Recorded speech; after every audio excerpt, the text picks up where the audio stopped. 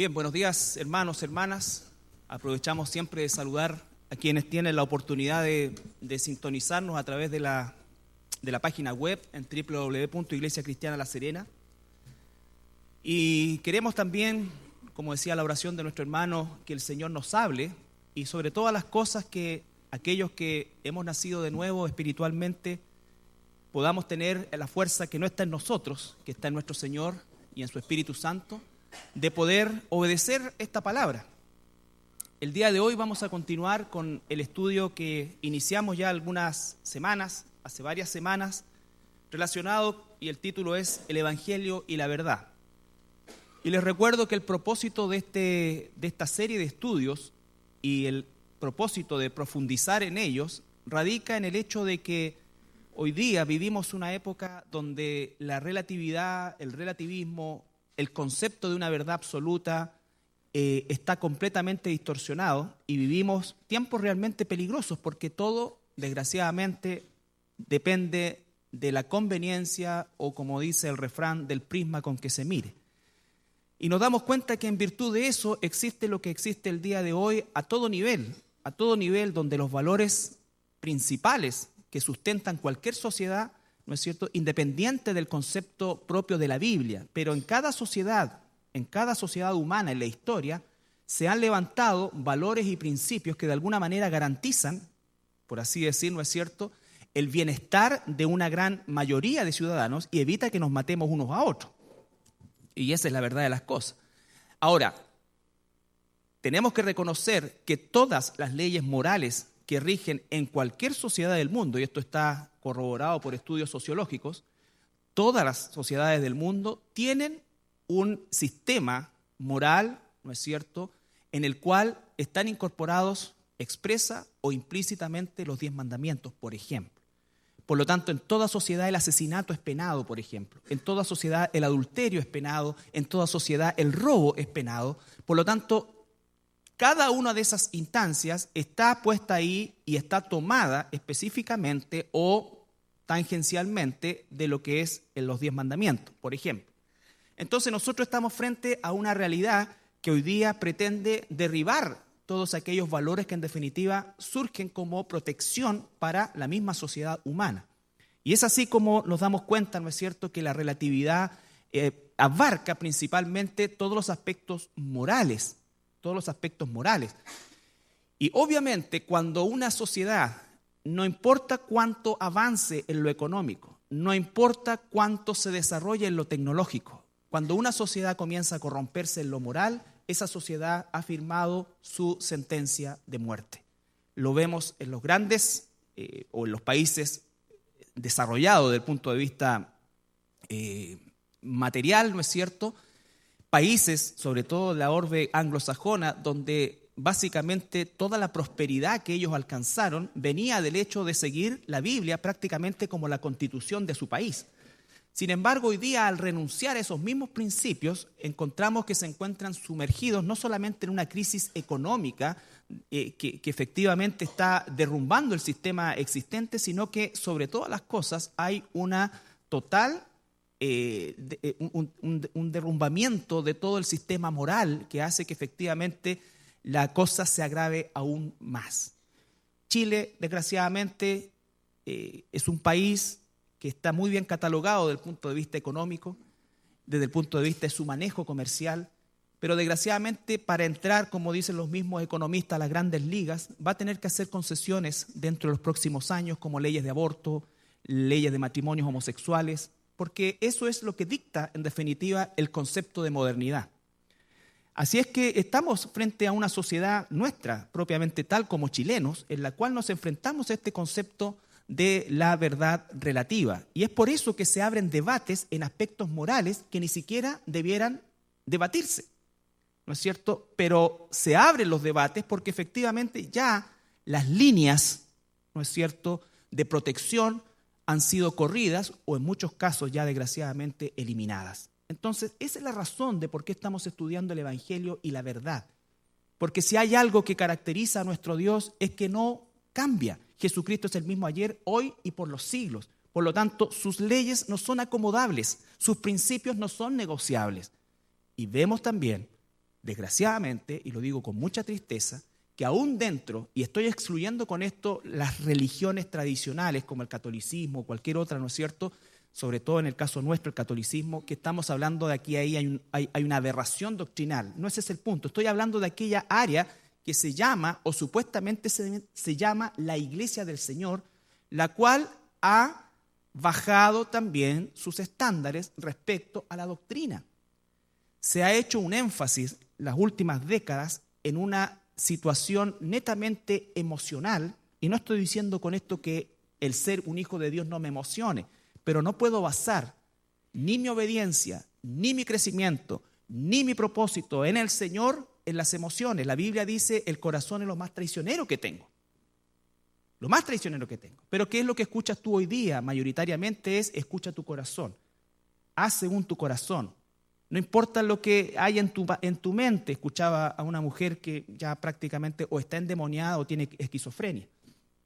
Dice, no escuches tu mente, escucha tu corazón, qué es lo que te dice, qué es lo que es esto.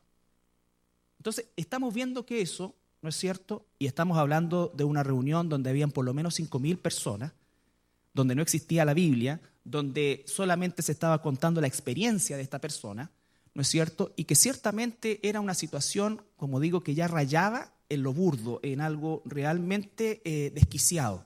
Pero se asume eso como una obra del Espíritu y no lo es. Hemos visto a lo largo de este estudio, ¿no es cierto?, cada uno de los aspectos que parte primero con un proceso de evaluación al que Dios nos llama a someternos permanentemente.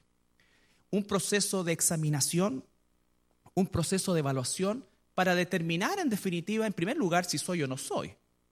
¿No es cierto? Recuerden que el cristiano no es perfecto, no existe un hijo, una hija de Dios perfecto, sin error, sin pecado. ¿Por qué? Porque tenemos una naturaleza que todavía pelea por tomar esas posiciones, ¿no es cierto?, que perdió al momento en que reconocimos al Señor Jesucristo como nuestro Salvador y Señor.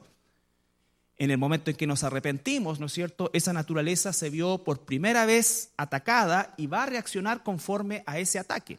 Ahora bien, no solamente nos examinamos, sino que también establecemos una evaluación para poder justamente trabajar, permitir al Espíritu Santo que trabaje en esas áreas que el mismo Espíritu nos está mostrando que es un área, ¿no es cierto?, débil desde el punto de vista de lo espiritual, que incluso puede ser fuerte en lo carnal, pero se transforma en una debilidad en lo espiritual. Hay personas que son tremendamente tosudas y lo que se proponen lo consiguen, pero les quiero decir que si tú no alcanzas realmente el grado de flexibilidad que el Espíritu Santo requiere para poder transformarte, muchas veces esa misma tosudez o esa misma visión de la vida que tienes, ¿no es cierto?, de que lo que te propones lo logras, puede jugarte una mala pasada y puede transformarse ya no en una virtud, sino que en un defecto desde el punto de vista espiritual. Porque el Señor permanentemente nos está moldeando, dice que somos como barro en sus manos y nos empieza a formar, ¿no es cierto?, y cada cierto tiempo nos desarma y nos vuelve a armar conforme a su voluntad. Entonces, desde ese punto de vista. Por supuesto que el concepto de la perseverancia en el Señor es otra cosa, pero estoy hablando de que muchas veces se cataloga como una virtud, situaciones que pueden transformarse o pueden ser, en definitiva, un área que el Señor tenga que moldear. Recuerden que dice que bienaventurados los mansos. La palabra manso no es sinónimo de menso, la palabra manso es moldeable. Alguien que cuando se da cuenta de que va a estar equivocado conforme a la palabra, se deja moldear conforme a esa palabra. No que establece un patrón rígido, ¿no es cierto?, basado netamente en ese aspecto de su personalidad.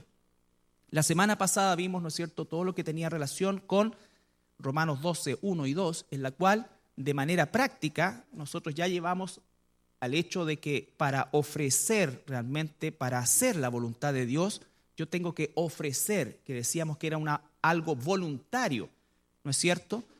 Ofrecer, dice, pero ese concepto voluntario no significa optativo, significa que el cambio que ha hecho el Señor en mí da y propone, ¿no es cierto?, el clima, el poder que no tengo para yo, en definitiva, hacer la voluntad de Dios voluntariamente, ¿no es cierto? Y también, ¿no es cierto?, que el foco de mi vida comience a inclinarse hacia esa voluntad. Ciertamente, La palabra andar, ¿no es cierto? Como Él anduvo, ¿recuerdan? Significa que yo estoy siguiendo los pasos de Jesucristo, de manera imperfecta, no de una manera 100% perfecta, pero sí en mi corazón está el deseo sincero, que es lo primero que Dios cambia, no desde el punto de vista sentimental, sino que desde el punto de vista de una convicción. Cambia en mi mente, ¿no es cierto? Cambia mis afectos, cambia todo aquello y de verdad yo quiero hacer la voluntad de Dios. No siempre puedo hacer la voluntad de Dios, pero siempre quiero hacer la voluntad de Dios. Y cuando no la hago, cuando tú no la haces y estás realmente enfocado en el Señor, hay dolor. Y como dice la palabra, esa es una tristeza que no produce muerte, sino que una tristeza que produce vida, una tristeza que me acerca al Creador, una tristeza que me hace depender más aún de Él. Porque el cristianismo es inversamente proporcional a lo que dice el mundo. En el mundo, mientras más conozco algo, más ducho, más experto me transformo. Pero al revés, cuando yo me más al Señor, cuando más conozco al Señor, más cuenta me doy de mi falta de expertise en las cosas espirituales. Y eso hace que yo adquiera un nivel de necesidad aún mayor. Por eso dice la Biblia, bienaventurados los pobres en espíritu. Porque mientras más conozco al Señor, más cuenta me doy de mi pobreza espiritual. No como todas estas filosofías mundanas, ¿no es cierto? Que estas personas van como subiendo escalones y cada vez que van subiendo escalones hay cosas reveladas que son exclusivamente para ellos y esas revelaciones les van dando características de gurú y eso en definitiva lo hace más cercanos de alguna manera a esa pseudo deidad. A nosotros espiritualmente no es así. Mientras más cercanos estamos al Señor, más cerca de la luz, más cuenta nos damos de nuestras falencias, más apreciamos la gracia. Porque más cuenta nos damos de que la gracia de Dios es maravillosa, que no hay ningún mérito ni en ti ni en mí para que Él se haya fijado en nosotros y haya venido a este mundo a morir por nosotros. Entonces los conceptos son totalmente cambiados, por eso es que tiene que haber una transformación en tu manera de pensar para que cambie tu manera de vivir, para que cambie, ¿no es cierto?, tu manera de sentir. Porque cuando nosotros estamos enchufados espiritualmente en lo que sabemos, lo que sentimos y lo que hacemos va a estar conforme a la voluntad de Dios. No se trata de abolir lo que sentimos, se trata de sentir conforme a la voluntad de Dios. Efesios 4:1.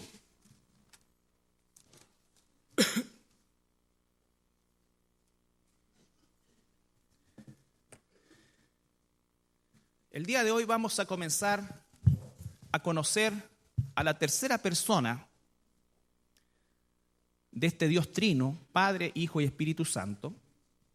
Y digo conocer porque es probablemente la persona más desconocida de la Trinidad y es donde hoy día encontramos la mayor cantidad de apostasía, porque se le hace decir al Espíritu Santo lo que nunca ha dicho, se le hace hacer al Espíritu Santo lo que nunca ha hecho ni hará. Y se tiene una concepción realmente equivocada de la obra del Espíritu Santo. Dice la palabra en el capítulo 4 de Efesios, versículo 1 y 2. Vamos a estar analizando estos pasajes a lo largo del tiempo. Dice, yo pues, quien escribe es el apóstol Pablo. Pablo en esta carta de los Efesios ha entregado varias directrices, ¿no es cierto?, para la iglesia. Y ahora comienza a tratar específicamente con el corazón de la iglesia. Dice, yo pues preso en el Señor, os ruego, fíjense ustedes, os ruego, pese a que cada hijo de Dios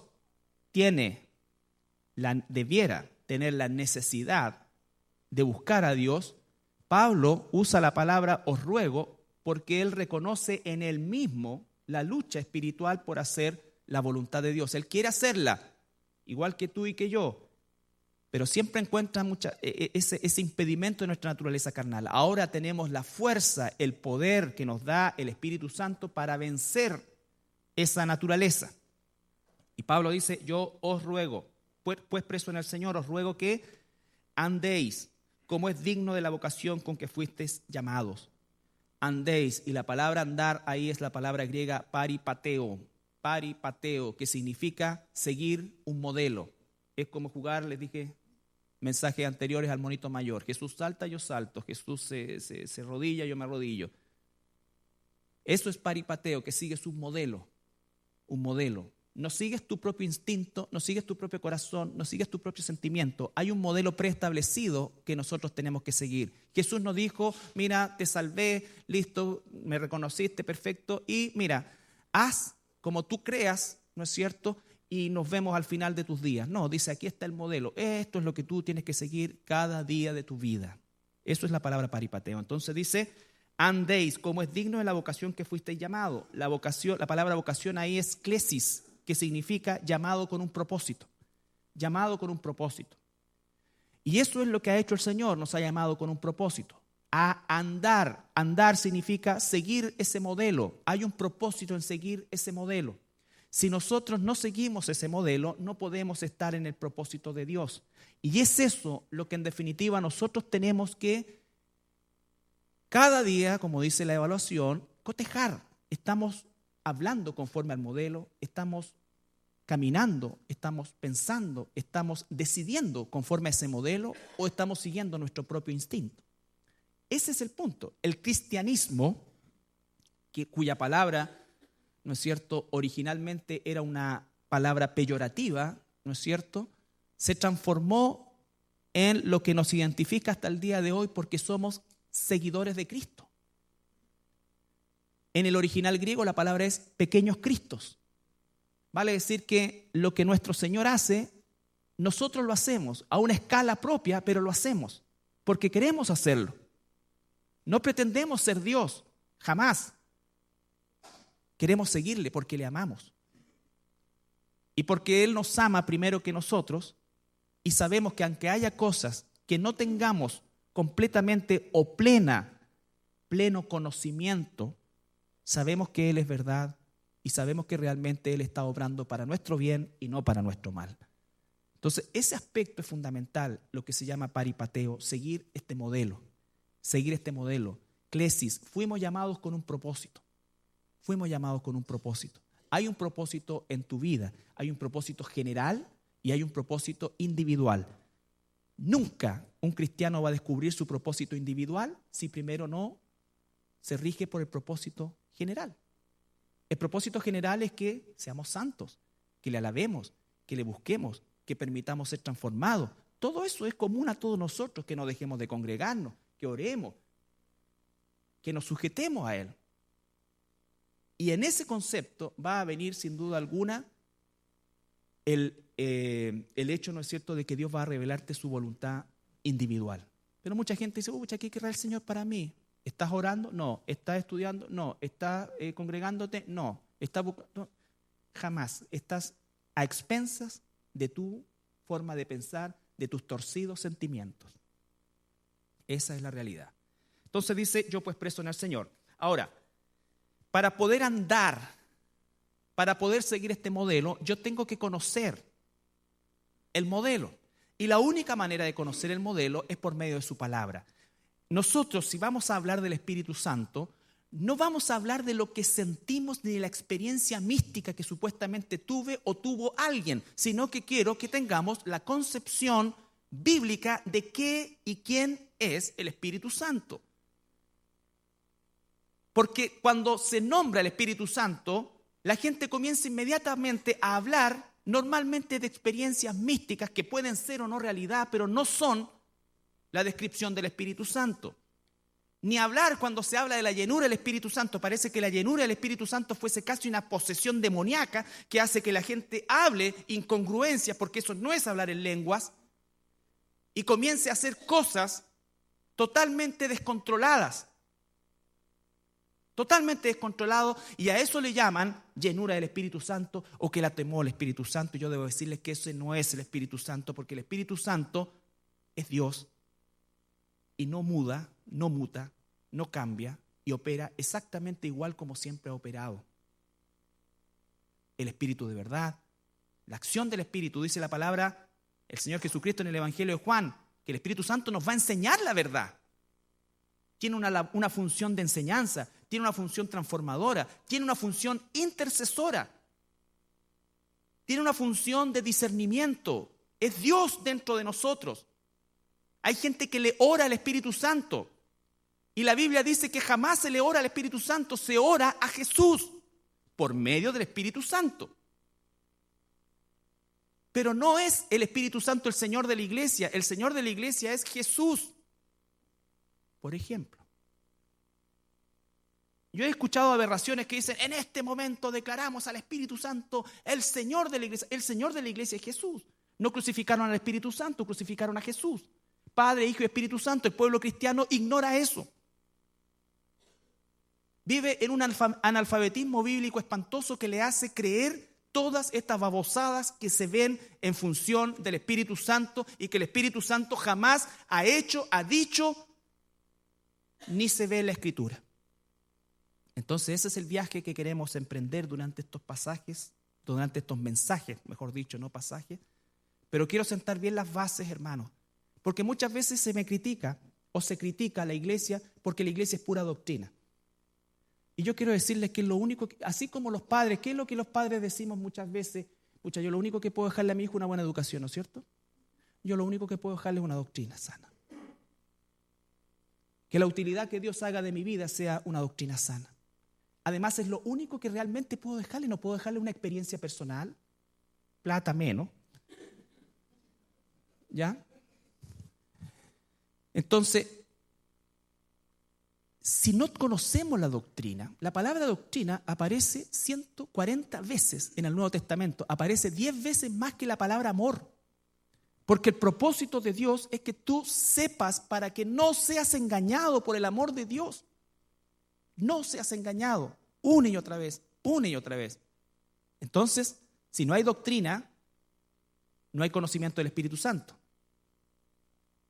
Cuando una persona le dice, me tomó el Espíritu Santo, estoy lleno del Espíritu Santo, y yo le pido que me dé las bases bíblicas, doctrinales, para poder decir que efectivamente está lleno del Espíritu Santo, es que siento que me vino algo. No me interesa lo que sientas. Ni a Dios le interesa lo que sientes. A Dios le interesa lo que sabes. Jesús dijo, de lo que sabemos, hablamos. Es más, dice el Señor Jesús, si yo les contara algunas cosas que se ven en el cielo, si no me creen esto, imagínense si les contara algo del cielo. Por lo tanto, el concepto de la doctrina, y con esto no estoy hiriendo los sentimientos de mis hermanas, de mis hermanos que dicen que a veces cuando están orando les viene algo y les duele el corazón, está bien. Mientras sea bíblico es algo personal, es una experiencia personal intransferible.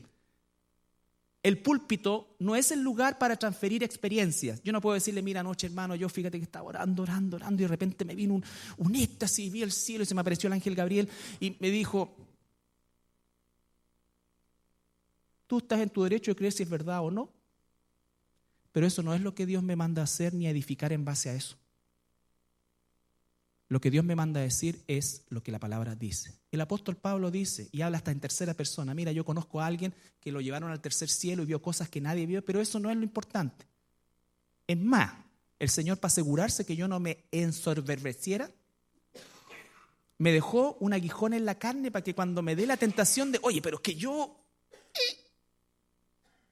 ¿Por qué? Y aquí hay muchos que hablan toda una hora de lo que les pasó, de lo que vivieron y lo que sintió la gente así. ¿No es cierto? Y cree que esa es la obra del Espíritu. Esa no es la obra del Espíritu. Ni el púlpito es para contar experiencias personales, ni el púlpito no es para contar historias. No, el púlpito es para enseñar doctrina. Entonces, ¿por qué tenemos que darle a la doctrina? Porque es lo único que nos va a garantizar que no caigamos en el error. No caigamos en el error. La Biblia dice, ustedes conocen bien ese pasaje, el pueblo pereció porque le faltó enseñanza, doctrina. Y la doctrina, que es la palabra didascos, significa una instrucción también con propósito. Cuando hablamos de adoctrinamiento, significa que a las personas no solamente les hemos o se les ha cambiado su manera de vivir.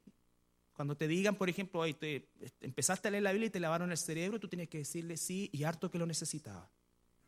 Porque efectivamente eso es lo que tiene que hacer la Biblia, lavarte el cerebro. Porque estamos llenos de basura.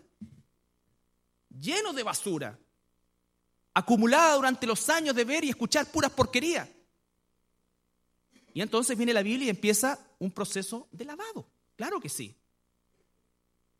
Entonces cuando eso va ocurriendo, yo recién voy conociendo quién es Dios. ¿Quién es Dios? ¿Y cuántas veces uno lo ha visto a lo largo de todos estos años? Uy, pero yo creía que esto era así.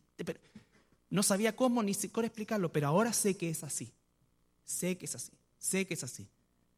Eso es, hermano, el concepto de la doctrina. Para estudiar el Espíritu Santo y la obra del Espíritu Santo es preciso, bueno, como para todas las cosas, pero en esto en particular, por los tiempos que vivimos, es la doctrina. Dice en segunda de Juan, la segunda carta de Juan, no el Evangelio, la segunda carta de Juan, cuando Juan estaba viejito.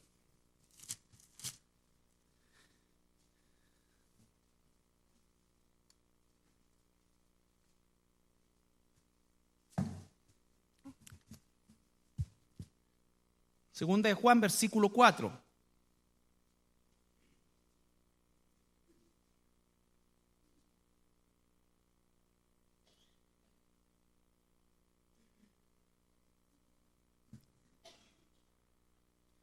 Dice el apóstol, mucho me regocijé, porque he hallado algunos, desgraciadamente siempre son algunos, no son muchos, son algunos.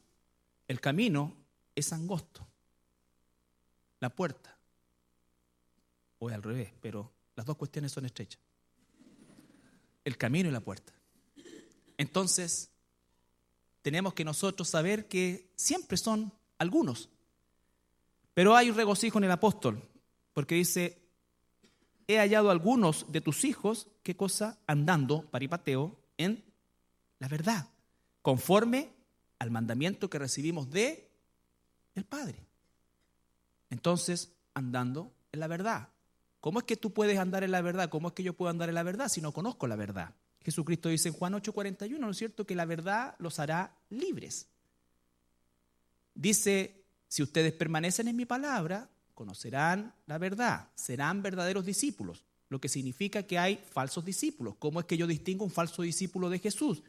En función de la verdad. No en función de lo que ha vivido, no en función de la experiencia, no en función de lo que siente, sino que en función de lo que sabe y de lo que vive. Porque si lo que vive es verdaderamente la palabra de Dios, efectivamente estamos hablando de un verdadero discípulo.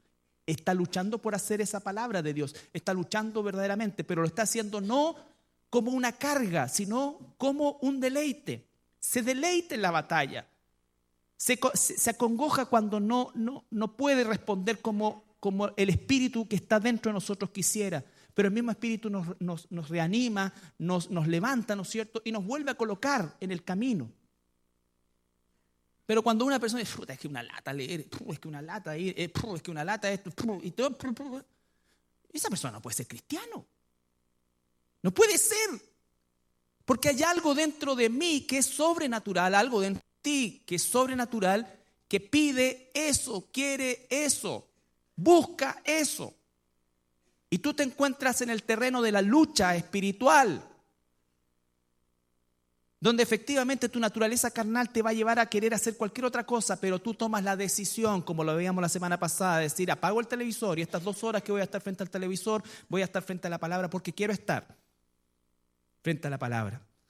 Quiero orar, quiero hacer el hábito, quiero verdaderamente, lo necesito, lo deseo, quiero conocer a mi Señor. Cuando lo quieras hacer o cuando lo vayas a hacer, inmediatamente va a venir el desgano, va a haber otro estímulo que, dicho sea de paso, Dios lo permite para ver de qué estamos hechos. Si no hay oposición, no hay crecimiento. Si no hay oposición, no hay fortalecimiento. Cada uno de ustedes esta mañana tuvo que vencer algo para estar aquí. Quieren estar, claro, pero muchas veces hay otras cosas o factores que hacen, ¿no es cierto?, que uno quisiera poder tomar la opción de no estar. Entonces, estamos permanentemente venciendo, pero queremos.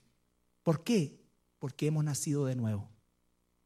Cuando no hay ni siquiera ese deseo, ¿no es cierto?, entonces nosotros nos encontramos en una situación que es complicada. Es muy probable que esa persona no sea cristiano. Ahora, cuando la doctrina comienza a hablarnos y empezamos a caminar en la verdad, nos vamos a empezar a dar cuenta que hay cosas que están en abierta oposición a prácticas que hemos hecho durante muchos años en nuestra ignorancia. Y obviamente son aspectos que el Espíritu Santo va a querer cambiar y transformar y nos va a decir, entrégate tranquilo, yo te voy a guiar, yo te voy a dar la fuerza, tú tienes que permitir que yo lo haga. Señor, esta situación es súper dolorosa, pero yo confío en ti y además quiero hacerlo. Quiero hacerlo. Quiero salir de este círculo vicioso. Quiero salir de esta situación pecaminosa en la que me encuentro. Ya no justifico más esto, sino que verdaderamente me entrego al proceso de cambio. Esa es una vida en el Espíritu. Por eso es que la gente está tan deseosa en lo carnal de encontrar experiencias místicas, porque las experiencias místicas anulan la experiencia transformadora. Y así es que la gente vive de congreso en congreso, congreso en congreso. Congreso de liberación, congreso de esto, congreso de liberación 1, congreso de liberación 2, esto, renovación de aquello. ¿Por qué? Porque está detrás de algo a lo cual no se quiere verdaderamente entregar. Y es más fácil, ¿no es cierto?, que un tipo que está delante como yo venga y le imponga las manos y diga: en el nombre del Señor, yo te libero de todas las cosas, antes que permitir que el Espíritu Santo trabaje silenciosamente para el mundo, pero claramente para nosotros, nos ponga a prueba, ¿no es cierto?, nos alimente, nos fortalezca ahí en la intimidad de tu oración, trabajando el Espíritu Santo y a la vez operando, pero consolando, ¿no es cierto?, colocando el bisturí espiritual, pero a la vez también cicatrizando la herida. Ese es un proceso que no ve nadie y no debiera ver nadie. Porque la misma palabra dice: cuando tú ayunes y todo, lávate la cara, y es como, muéstrale al mundo tu mejor cara, la que podamos, pero tu mejor cara. Y no pongas esa cara, ¿no es cierto?, de cordero degollado para que la gente... Tuve una experiencia, hermano, anoche. Mira cómo tengo las rodillas de clamar. Ya la anulaste, ya tuviste tu premio. Si yo soy un pavo, no digo: puta, qué espiritual, hermano. Pero si no, calladito. Lo que ocurre en privado, Dios te lo recompensará en público. Pero no para eso que también a veces está torcido, que es como que de repente alguien te va a descubrir como una cámara indiscreta, porque a veces uno tiene el deseo: pucha, ojalá me vieran, puta, que como oro. No, mata eso es. En cambio, las experiencias místicas, en esa suerte de esquizofrenias colectivas, ¿no es cierto?, donde todos están bailando, saltando, a unos ladran, a otros les sale espuma. Esa para mí, y se los digo con toda responsabilidad, es una obra demoníaca, porque el Espíritu Santo no opera así. Nunca, jamás, en toda la Escritura. De etapa a etapa, jamás. Que pasan cosas sobrenaturales, pero de Dios no vienen. Y eso se lo garantizo con la palabra. Y bajo el poder y la responsabilidad de la palabra. Y es algo que a mí me preocupa enormemente, porque es una tendencia que va en crecimiento. Y las congregaciones más numerosas, desgraciadamente, son aquellas donde se les da ese tipo de veneno a la gente, porque es como la comida chatarra. ¿A quién no le gusta la comida chatarra? O sea, no me va a decir que en vez de una hamburguesa triple con queso, que comer un plato de lechuga. Pero hay un costo, hay una consecuencia. Lo mismo esto. Entonces, en el Salmo 119, 1.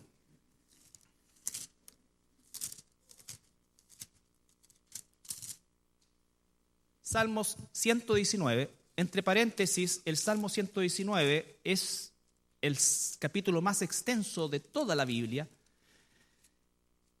y trata de principio a fin sobre la palabra y la importancia y la relevancia de la palabra de Dios. Son 176 versículos. Ya en alguna oportunidad estudiamos el Salmo 119. Dice el Salmo 119 en el versículo 1 en adelante: bienaventurados los perfectos de camino. Los perfectos de camino. Salmo 119, 1. Los que andan en la ley de Jehová. Los que andan en la ley de Jehová. No puedo andar en el perfecto camino si no ando en la ley de Jehová. La palabra ahí es halak en el hebreo, y significa exactamente lo mismo que en el griego, ¿no es cierto? Seguir un patrón, seguir un modelo. Entonces, nadie puede verdaderamente andar en la verdad si no conoce el modelo, porque si no conoce el modelo, no puede seguir ese modelo, y por lo tanto está andando en cualquier cosa menos en el modelo. No importa cuán sinceramente sienta que es así, pero si no es en función de la verdad de la Biblia, entonces no es. Bienaventurado, versículo 2, los que guardan sus testimonios y con todo el corazón le buscas. Pues, y aquí viene el efecto, pues no hacen iniquidad los que andan en sus caminos. Otra vez, no hacen iniquidad los que andan en sus caminos. Tú encargaste que sean muy guardados tus mandamientos. Ojalá fuesen ordenados mis caminos para guardar tus estatutos. Entonces no sería yo avergonzado cuando atendiese a todos tus mandamientos. Te alabaré con rectitud de corazón cuando aprendiere tus justos juicios. Te alabaré con rectitud de corazón. ¿Cómo puedo alabar lo que no conozco? ¿Cómo puedo alabar a Dios si no sé quién es Dios, si no conozco su voluntad? ¿Cómo puedo hacer su voluntad si no conozco su palabra, si no conozco la Biblia? Toda la Escritura es inspirada por Dios. Toda la Escritura es inspirada por Dios, de Génesis a Apocalipsis. Toda la Escritura es inspirada por Dios y es útil para provocar un cambio en nuestra manera de pensar, en nuestra manera de vivir, en nuestra manera de sentir. Pero si no está eso, entonces nosotros estamos expuestos a nuestra propia experiencia, a nuestra propia manera de ver y hacer las cosas. Versículo 7, te alabaré con rectitud de corazón cuando aprendiera tus justos juicios. Tus estatutos guardaré, no me dejes enteramente, no me dejes. El Señor, ¿no es cierto?, tenía un trato con el rey David también, pero el propósito es, y el sentido de este pasaje es, la importancia de la Biblia en la vida de los creyentes, de los hijos e hijas de Dios. Lo recalco una y otra vez, aunque suene majadero. Si tú no estás estudiando sistemáticamente la Biblia, si tú no estás buscando diariamente a Dios en su palabra, tú estás solamente bajo la providencia y la gracia de Dios, pero no bajo la voluntad de Dios.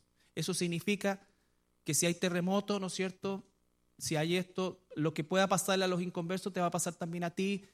Tú no sabes propósito, tú solamente vives como un pajarito. Vives como un pajarito, no conoces la voluntad de Dios. Para entender el concepto de didasco, que era ser llamado con propósito, yo tengo que conocer la palabra de Dios. La palabra de Dios. Quiero que vayamos a Marcos capítulo 1, 22. Marcos capítulo 1, 22.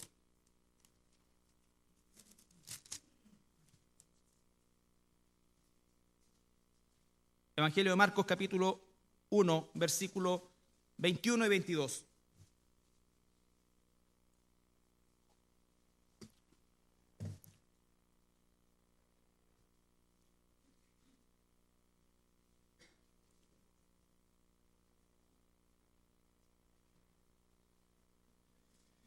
Y entraron en Capernaum y los días de reposo entrando en la ciudad. ¿Qué hacía? Enseñaba.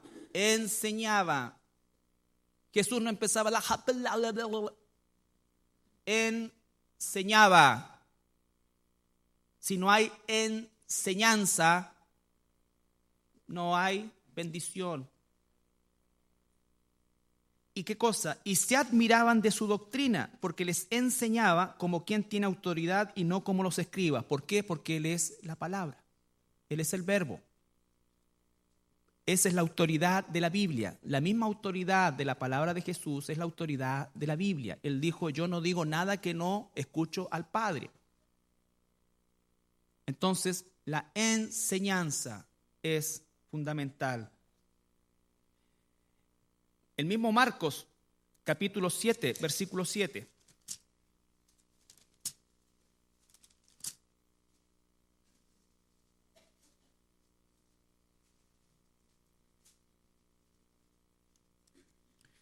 ¿Cuál es el problema de no enseñar la sana doctrina?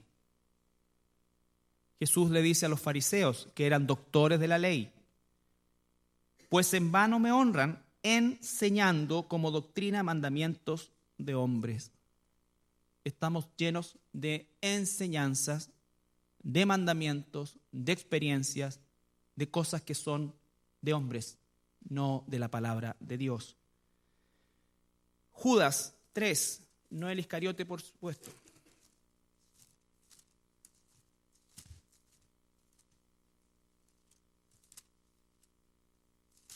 La carta de Judas, que tiene un solo capítulo, versículo 3.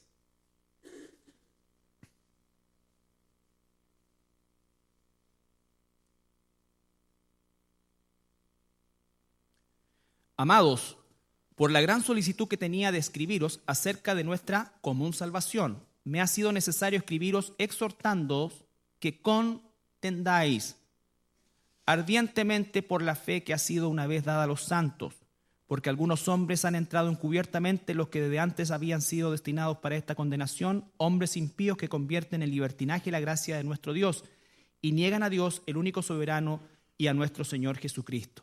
Entonces dice, contender. Pero ¿cómo voy a poder contender? ¿No es cierto? Por la verdad si no la conozco. Y es así entonces como voy a hacer, como dice el libro de Efesios, que voy a ser llevado por cualquier viento de doctrina. Y uno a veces dice, pero ¿cómo es posible? Ya, está enseñando y está haciendo realmente cosas que rayan en lo demoníaco. Pero ¿cómo es posible que la gente lo siga o la siga? Y es porque no tienen cómo contender, cómo contrarrestar eso con la verdad. Y ahí es cuando ocurre que dice que son llevados por cualquier viento de doctrina, por estratagemas o estrategias de hombres y mujeres impíos que lo que están buscando es no bendecir al rebaño, sino que destruir el rebaño. En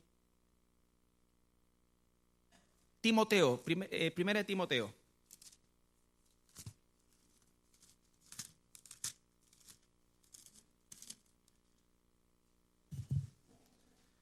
Capítulo 1, un encargo a Timoteo.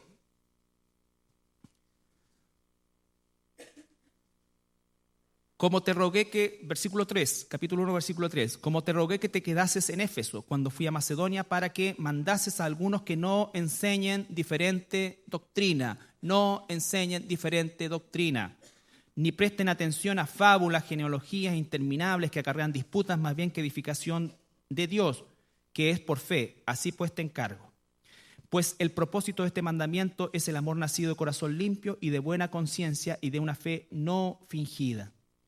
Entonces ya en los albores de la iglesia se introducían otro tipo de enseñanza, basadas en experiencias, basadas en esto. Hay un endemoniado, porque no se puede decir otra cosa, que con una caja de chicles tenía una fila de más de 100 personas y les daba un chicle ungido y que los mascara. Busquen en el internet, chicle ungido. Un negro más feo que yo le entrega un chicle y la gente lo masca y después dice que no pasen los sanos, porque si usted se come esto sano se va a morir. Un chicle. Y tú dices, bueno, ya, por último, si estuviera hablando estupideces y locura, pero hay ahí por lo menos 200 personas que lo están siguiendo. Y después se le acabaron los chicles y mandó a comprar más chicles. Hermano, yo no sé si es para reír o para llorar, pero les echó una cuestión arriba y ya están listos. Y la gente se los come, los masca y cree que son chicle ungido. Así está. Va a salir cualquier otra cosa. Y hay, pero mira, es aberrante en todo su aspecto. No solamente eso, sino que muchas otras prácticas. Estas ya son las burdas, que ya de verdad hagan agarrar a palo a los que están ahí. Esa es la verdad, que el Señor me perdone, pero no puedo mentir. Es como para entrar con un palo y empezar a forrar palos a todos los que están ahí. Porque de otra manera no me lo explico. Casi es como una posesión demoníaca, no sé, pero ¿por qué hacen eso? Y dice, el evangelio es locura, el evangelio, pero eso nunca ha sido el evangelio. El evangelio es locura porque el evangelio te hace perdonar lo que el mundo no perdona. El evangelio te hace amar lo que el mundo odia. Esa es la locura del evangelio. Te hace bajar los brazos cuando el mundo levanta los brazos. Eso es una locura. Te hace renunciar a cosas que son chuecas, aunque te hagas multimillonario, porque tú quieres hacer la voluntad de Dios. Esa es la locura del Evangelio, no estas estupideces que se ven. Pero la gente la está siguiendo. Y eso, que parte por supuesto en Centroamérica, normalmente parte ahí, empieza a destilar para acá y seguro que los dos en un tiempo más van a estar de fruta ungida. Y la gente lo hace, la gente lo sigue. Entonces, esa es la razón, por eso dice contended ardientemente por la fe. Contended ardientemente por la fe. Un atentado hacia el templo de la catedral en Santiago, ¿qué generó? Inmediatamente una tremenda actividad y vamos sacando estatuas para afuera, vamos. Gente engañada, gente engañada. Lo único que tienen a favor ellos es que nunca tampoco se les ha predicado probablemente el Evangelio. No nos olvidemos que el catolicismo romano durante 15 siglos le quitó la Biblia a su propio pueblo y quemó más gente en la hoguera, ¿no es cierto?, que toda la historia de las cruzadas. Que toda la historia de las cruzadas, por el único delito de tener la Biblia. Entonces, ¿esa gente está engañada? Claro. Pero si nosotros no conocemos la verdad, ¿cómo es que vamos a ser agentes de reconciliación? ¿Cómo es que vamos a ser agentes de reconciliación? Es imposible, porque mucha gente que se dice cristiana está envuelta en una mentira tan grande como esa, o peor que esa. Peor que esa. ¿Por qué? Porque no conoce verdaderamente el Espíritu Santo. Quiero terminar con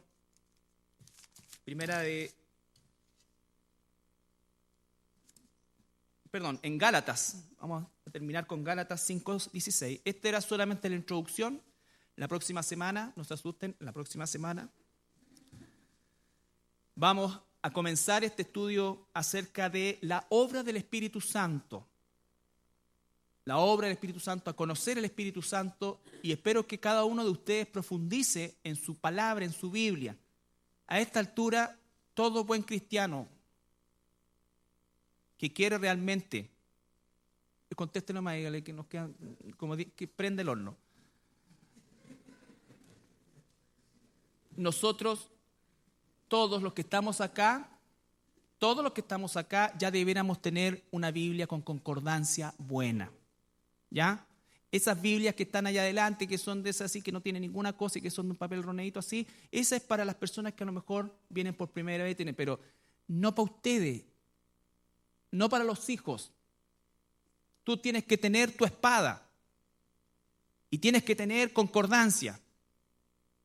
Y en vez de comprarte esos zapatos, cómprate un diccionario bíblico. Busca Espíritu Santo, todas las referencias y estúdialas desde Génesis hasta Apocalipsis, y tú vas a conocer al Espíritu Santo y vas a orar y decir, Señor, muéstrame tú, ora ahí. Así se estudia la Biblia. Pero hay que hacerlo. Yo te digo, hay gente que es cristiana y que no trae su Biblia y saca las Biblias de ahí. Las Biblias de ahí son para la gente nueva. No son para nosotros, son para la gente nueva. Y quiera Dios que la gente nueva incluso se la lleve, si quiere se la regalamos. Pero no es para ti. No es para mí. Tú a esta altura ya tienes que tener tu espada. Y una buena espada. No esa Biblia ya, y perdón esto por favor, mejor no digo nada.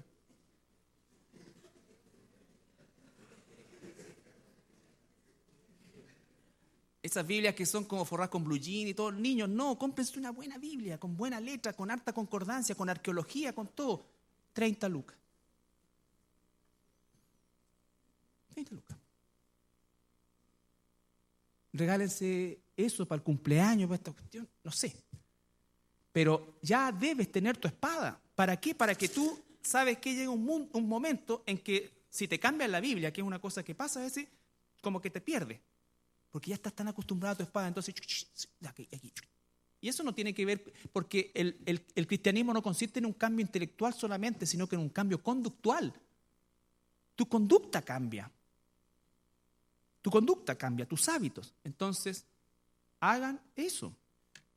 Gálatas 5:16 dice. Gálatas 5:16. el versículo que antecede la descripción, el contraste entre los frutos de la carne y los frutos del Espíritu. Todos los que estamos aquí queremos que el Señor dé, el Espíritu Santo dé el fruto maravilloso que tiene. Pero lo primero que dice es, digo pues, andad, otra vez la misma palabra, peripateo, seguir un modelo, seguir un modelo.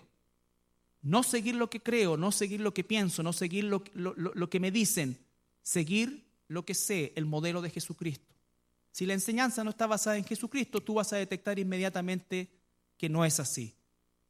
Dice, andad en el Espíritu. Andad en el Espíritu no es andar caminando a 10 centímetros del suelo. Andar en el Espíritu no es que te den shock epilépticos cada cierto tiempo. Andar en el Espíritu no es hacer cosas irracionales. Recuerden que dice la palabra que nuestro culto es racional, entendible.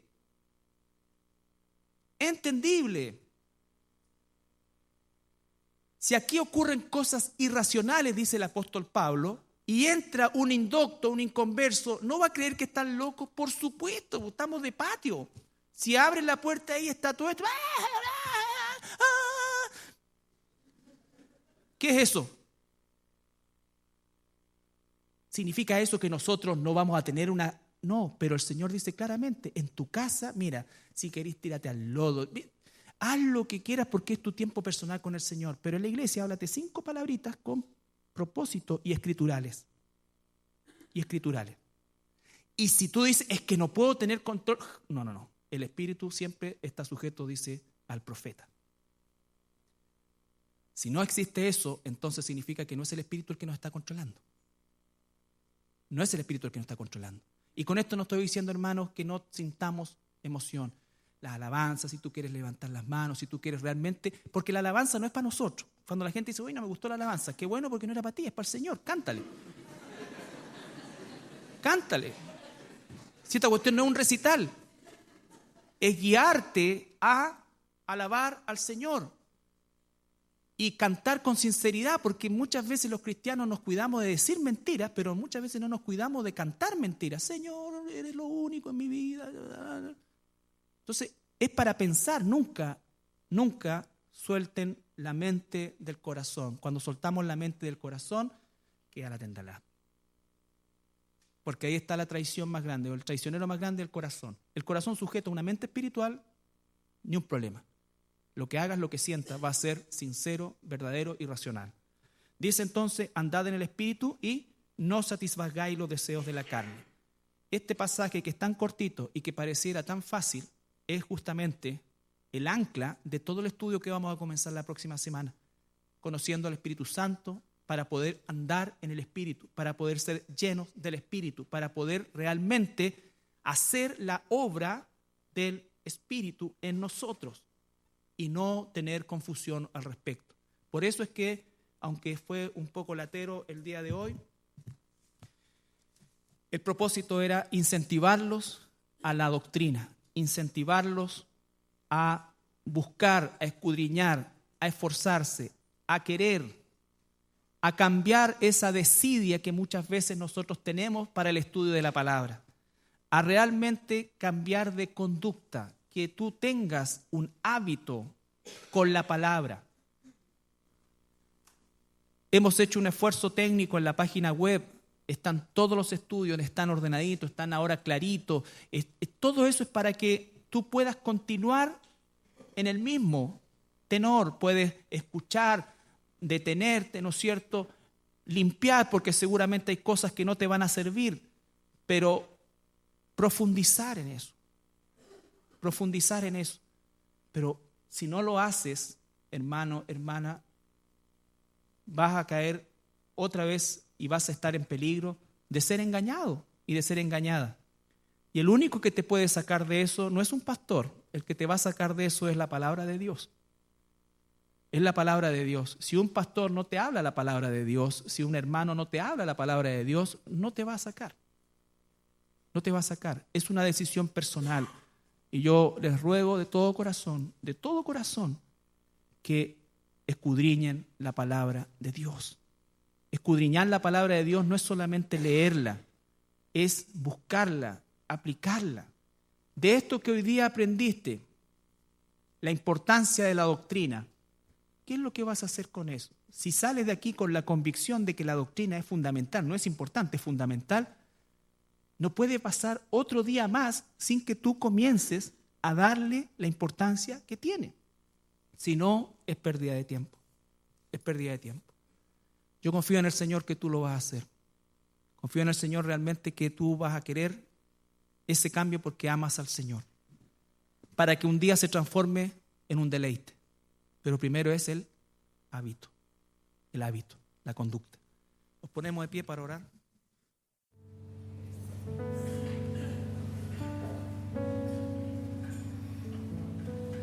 Este es un momento súper especial dentro del servicio porque es cuando recordamos como familia, como cuerpo de Cristo, que somos salvos de la maldición, somos liberados del infierno, somos rescatados de la esclavitud del pecado por la muerte de nuestro Señor Jesucristo.